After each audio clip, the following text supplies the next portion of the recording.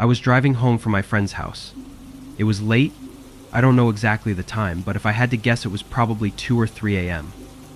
I lived 20 minutes away, which wasn't too far, since most houses around here are spread out. The rain and lack of streetlights made it hard to see though, so I was driving slower and more carefully. 5 minutes down the road, I pulled up to a traffic light. I had the red light, but there was a blue car on the other side, who was on the road, partially in the intersection. Its headlights and everything were on, but it was just sitting there at a green light. I couldn't tell if there was something wrong, or maybe they were asleep, but when the lights changed, I drove forward, slowly maneuvering around them.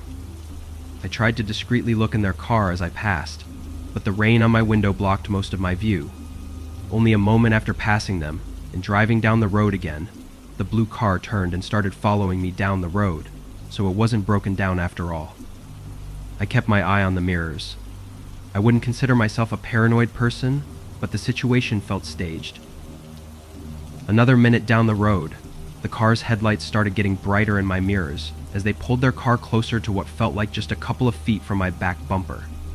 In weather like this, that made me really uncomfortable. I looked back at the road, but saw a small light pop up on my dashboard. It was a signal that one of my tires was low on air.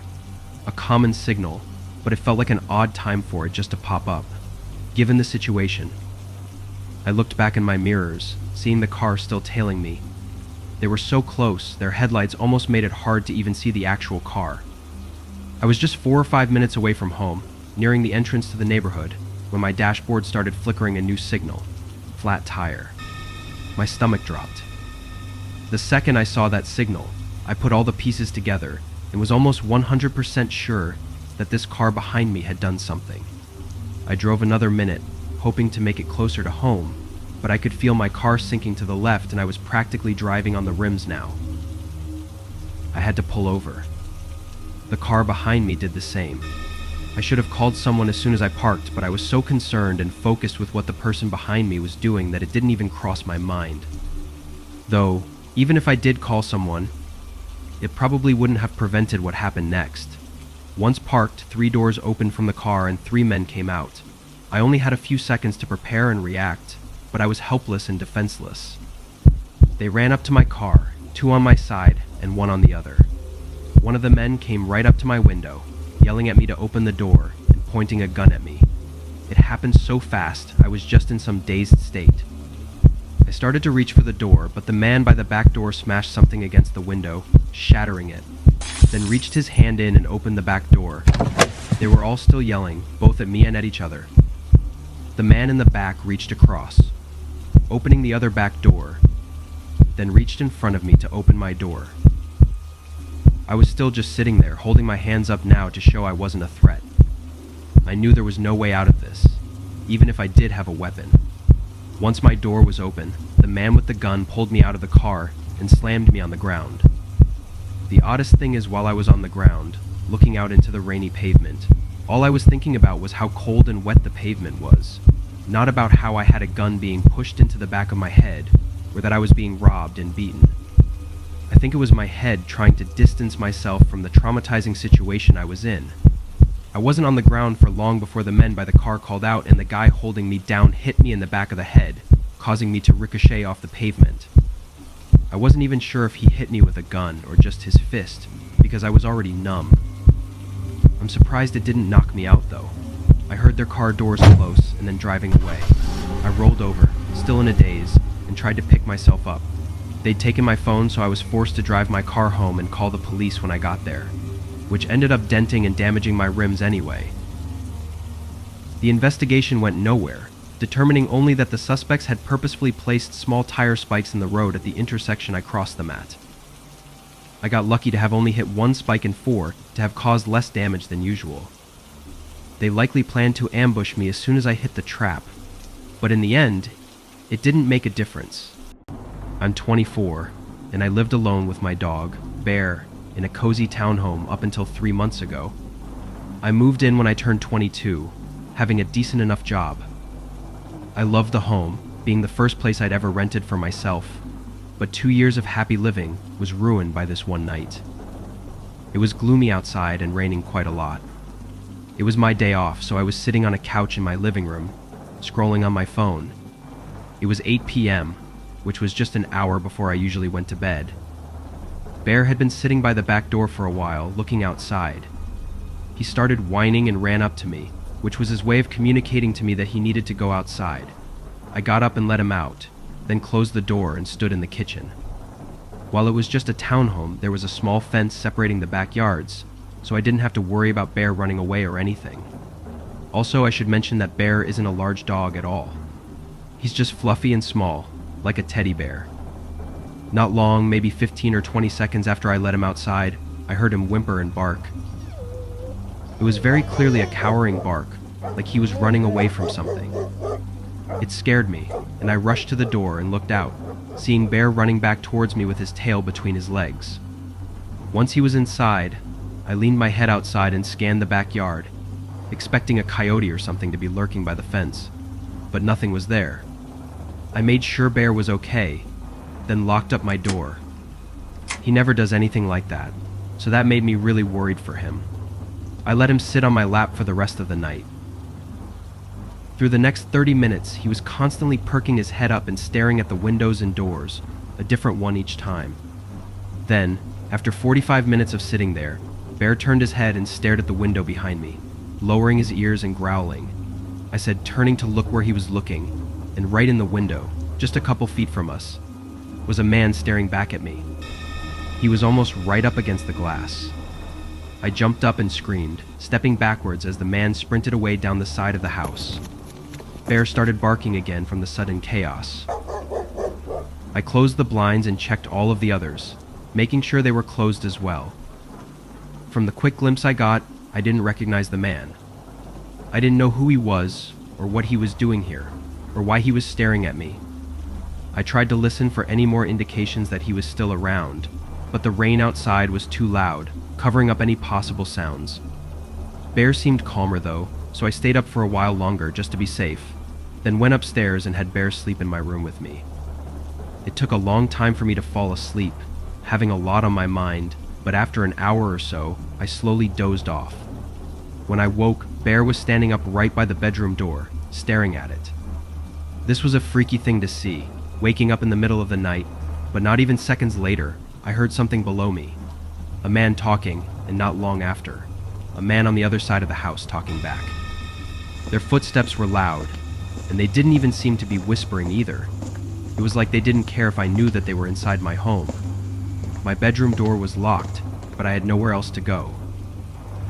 I went over to Bear quietly, trying to keep him calm, then picked him up and went over to the corner of my room behind the bed. It took me a while to realize, but then it struck me that I hadn't heard any noises at all in the past minute. No steps or voices. This was when I took my phone out and called the police, whispering as softly as I could. As I told them my address, Bear started a low growl, then began barking and whining as two sets of footsteps started making their way up the stairs. I begged for the operator to send someone immediately. The two men started talking to each other again, but it was hard to make out their words. "Hey, we just want to talk. We're not here to hurt you." I screamed, saying I called the cops and for them to leave. I was panicking, not knowing what else to do. There was a pause afterwards. "We're here to help you." One of the men said. I didn't respond as I was busy trying to muffle my crying. It got quiet again. I could only hear them breathing behind the door for what felt like a whole minute before one of them walked back down the stairs. I couldn't tell where they went downstairs or if they'd left or not, but I was sure that it was just one set of footsteps that left the bedroom door. It was so quiet though, and I couldn't hear any breathing. In the far distance, the soft sound of sirens started to get louder. A sense of safety was finally coming back. Once the sirens got closer, I heard footsteps running out of the house downstairs, but now I was unsure of where the other man was. It seemed really unlikely for him to be by my door still, but I could swear I never heard him leave. I waited for the police to pull up and make their way inside. I heard them searching downstairs, then slowly make their way upstairs and knock on my door.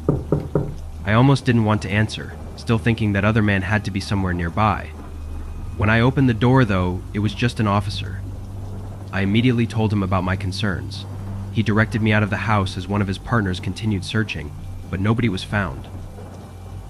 The only thing they were able to find was watery footprints all around the house, as well as an unlocked window, which, to be honest, I wasn't sure if I kept locked or not. It terrified me, though, feeling so confident that the other man was still there, never hearing him leave, but then there being no trace of him. It made it impossible to sleep at night, having this feeling of someone still in the house, watching me. I moved out 3 months ago. It was too much stress on my mind having a loose end like that, especially since neither of them were ever identified or arrested. There was no clear intention the men had either, which is just another question added to the list of uncertainty. Even now, living miles away in a new apartment, I still sometimes feel like I'm not alone. I work at a convenience store at the corner of a small shopping strip. It's basically a smaller, local version of a 7-Eleven. I worked morning shifts for a while, which started at 3 a.m. and ended at 1 p.m. I agreed to these shifts because they were always the slowest and required the least amount of work. All the parts of my job included tending to customers, filling the shelves, and taking out the trash, which pretty much meant I had nothing to do. It was the middle of winter at the time this happened, but I live in a warmer state, so it usually rains instead of snows. It was a light pour outside, but it was enough to keep most people away. On early mornings like these, I like to lean against the front of the building outside and smoke to pass the time. I wasn't supposed to, but there wasn't anyone to stop me. Along the shopping strip were maybe 8 or 9 other stores connected to ours. All of them were stores with normal hours, so none of them were ever open until around 6 or 7 in the morning. So when I saw a car pull into the parking lot while I was smoking outside, I of course assumed they were coming to the convenience store. I burned out my cigarette and tossed it in the trash, then headed back inside and around the corner. There really was nothing to do, so I was just waiting for the customer to come in and leave so I could get back to being bored alone.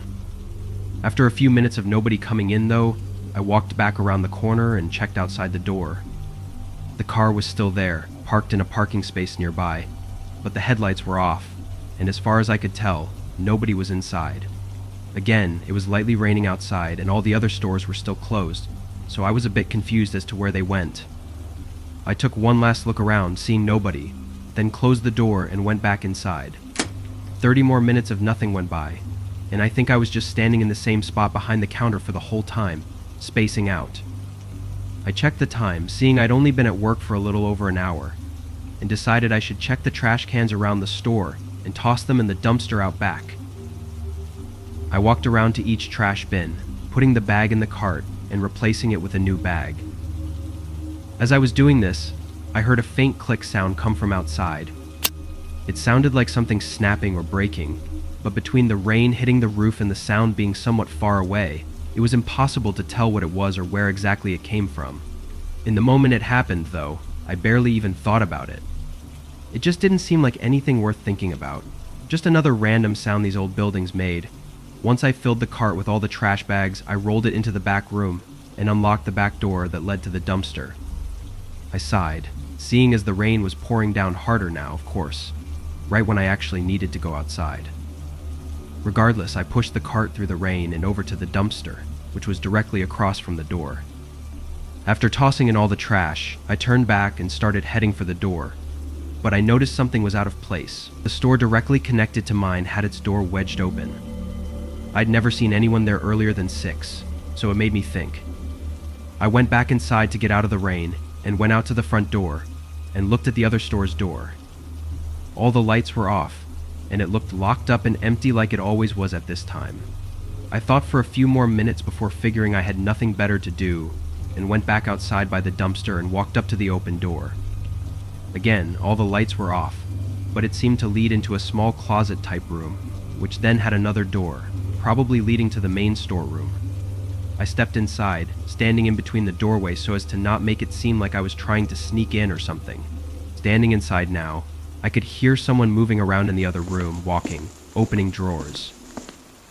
It sounded like they were making a mess, which then got me thinking even more. I called out, hoping to get a reassuring response from a neighboring store worker. The noises stopped. I waited a few seconds before I realized that this was not normal and something was definitely wrong. I stepped back outside and into the rain. As I quickly made my way back to my store, I recognized something was missing from the door I had just left. It took a second to figure it out, but then I saw that there was no handle. It was just an empty hole where the handle and lock usually are. Then I looked down at the wedge that was holding the door open, seeing now that it was actually the broken door handle. I ran back into my store, locking all the doors, and called 911, as well as my store manager. Once I knew they were on their way, I went up to the wall connecting our stores and put my ear against it, listening to the suspected robbery taking place. Whoever it was had to have known that I called the police, because they were moving quickly now, running all around, tossing or knocking things over. After 30 seconds to a minute of this, I saw lights flash outside and heard sirens approaching the back of the building. The footsteps quickly moved to the back of the store before a bunch of loud yelling came, which I assume was the officers. I checked out the back door after a minute, seeing a less hectic scene, and walked out to talk to the officers. I thanked them for coming so quickly and gave them a statement. The man who was arrested was found with a pillowcase full of nearly $6,000 worth of stolen items. He also had an empty firearm, along with a variety of tools used to break down doors and locks, and unknowing to me, he'd also broken into the store 2 spots down as well. It's unclear whether or not the man knew I was working at the time, but my store lights were on, so it isn't likely that he would have broken into my store. But several large scratches were found on the back of our door handle, which may have been from a previous attempt